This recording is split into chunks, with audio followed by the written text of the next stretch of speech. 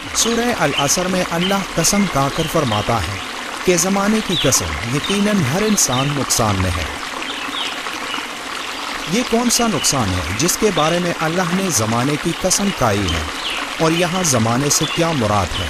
کون سے زمانے کی قسم؟ عصر اصل میں ہے کیا؟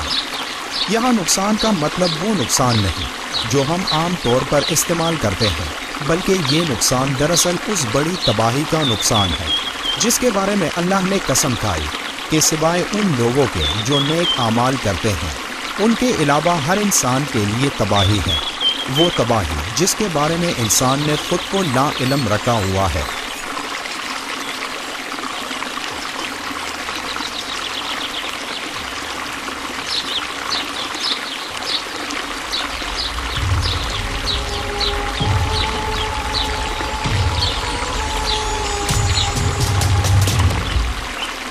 سورہ عصر قرآن مقدس کی ترتیب کے لحاظ سے 103 نمبر سورت ہے۔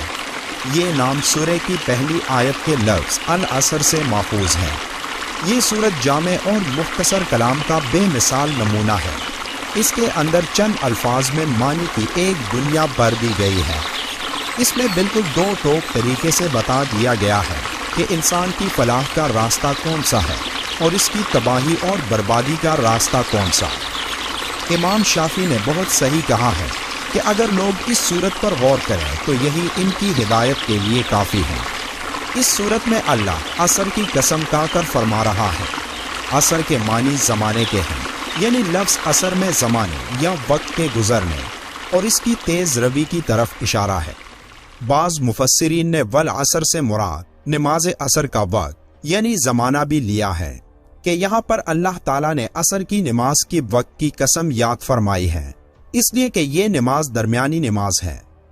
حدیث شریف میں آیا ہے کہ نماز عصر کی فکر کرو کیونکہ یہ بڑی خطرے والی نماز ہے۔ خطرے والی نماز سے مراد یہی ہے کہ یہ دن کی درمیانی نماز ہے، اس لیے اس کے چھوٹنے یا قضا ہونے کا خطرہ زیادہ ہوتا ہے۔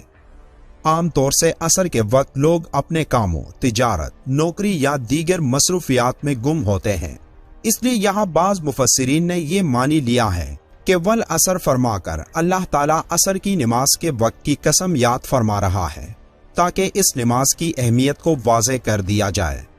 لیکن اس کے علاوہ یہاں ایک ایسی بات بھی پوشیدہ ہے جو اپنے اندر ایک پوری کائنات رکھتی ہے۔ لفظ عصر اصل میں نچوڑنے کو کہتے ہیں، جس عصر یعنی زمانے کی قسم کھائی گئی ہے۔ یہ قسم اس اہمیت کی بنا پر ہے جو دن کے اس موقع کو حاصل ہے، کیونکہ یہ وقت انسانوں کی حیات اور نظام زندگی کے خاتمے کا وقت ہوتا ہے، اور یہ وقت انتہائی مختصر ہوتا ہے جو جلدی گزر جاتا ہے۔ دن کے کام اپنے انجام کو پہنچتے ہیں، پرند و چرند اپنے اپنے آشیانوں اور ٹھکانوں کو لوٹتے ہیں، سورج مغرب میں اپنا سر چھپا لیتا ہے اور فضا بتدریج تاریک ہوتی چلی جاتی ہے۔ یہ اختتام اور تغیر انسان کو خدا کی شاندار قدرت کی طرف جو اس نظام پر حاکم ہے متوجہ کرتا ہے، اور حقیقت میں یہ توحید کی نشانیوں میں سے ایک نشانی اور پروردگار کی آیتوں میں سے ایک آیت ہے جو قسم کے لائق ہے۔ اس سورت کی پہلی آیت میں اللہ انسان کو زمانے یعنی وقت کی اہمیت کا بتا رہا ہے کہ وہ لوگ نقصان میں ہیں جو وقت کو نہیں سمجھتے، کیونکہ وقت ایک ایسی چیز ہے جو گزر جاتی ہے اور واپس نہیں آتی۔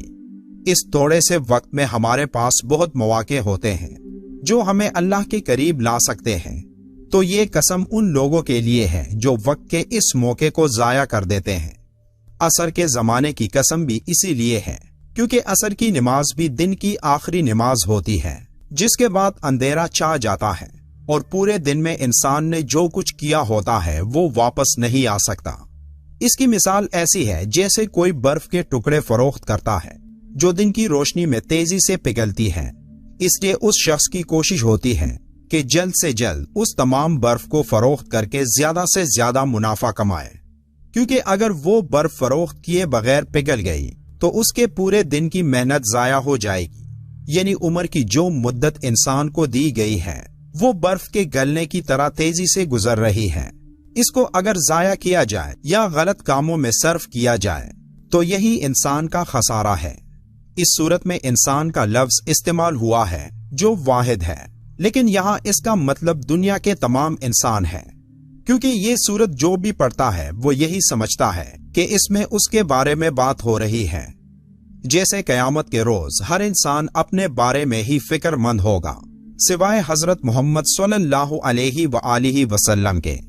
انسان خسارے سے الگ نہیں ہو سکتا، کیونکہ خسارے کے معنی ہے اصل مال کا ضائع ہو جانا، اور انسان کا اصل مال اس کی عمر ہے، اور وہ بہت کم اپنی عمر کے ضائع ہونے سے بچ سکتا ہے، کیونکہ انسان کے اوپر جو وقت بھی گزر رہا ہے اس سے اگر وہ گناہوں میں مصروف رہے تو اس کے نقصان میں کوئی شک نہیں۔ سورہ العصر کی اس آیت میں یہ وارننگ دی گئی ہے کہ ہر انسان اصل میں خسارے اور نقصان میں مبتلا ہے، سوائے مومنین اور صالحین کے۔ سورہ عصر وہ 4 نکاتی ایجنڈا ہے جو انسان کو دنیا اور آخرت کی کامیابیوں سے ہمکنار کر سکتا ہے، یعنی ایمان، عمل صالح، تواصو بالحق اور تواصو بالصبر۔